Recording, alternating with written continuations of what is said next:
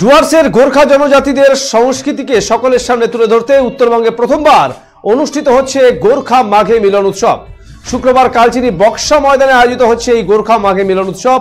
এদিন ডুয়ার্সের বিভিন্ন প্রান্ত থেকে মঙ্গল, রাই, খাস, তামাং সহ অন্যান্য গোর্খা জনজাতি সম্প্রদায়ের সংস্কৃতিকে এদিন তুলে ধরা হয়। এদিন বিশাল শোভাযাত্রার মধ্য দিয়ে দুদিন ব্যাপী অনুষ্ঠানের শুভারম্ভ হয়। এই অনুষ্ঠানে কালচিনির বিধায়ক বিশাল লামা, জেলা পরিষদ সদস্য বিশাল গুরুং সহ বিশিষ্টজনেরা উপস্থিত ছিলেন।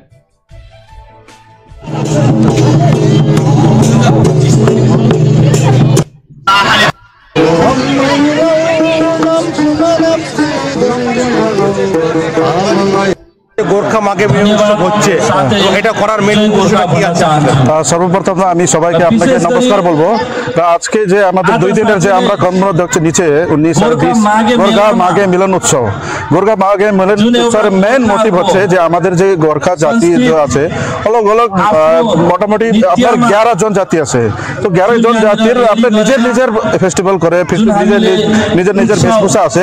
তো আমাদের কালচারাল ইনস্টিটিউটে এটা প্রথমবার আমি ভাবলাম যে সবাইকে যে একজুট করে একটা প্ল্যাটফর্ম দিয়ে সবার যে আপনার এখন যে বিলুপ্ত হচ্ছে আমাদের যে ট্রেডিশন, যে আমাদের নিউ জেনারেশন যে ওকে জানছে না, ওকে চিনছে না, কি আমাদের খাদ্য আছে, কি আমার ইউনিফর্ম ড্রেস আছে, কি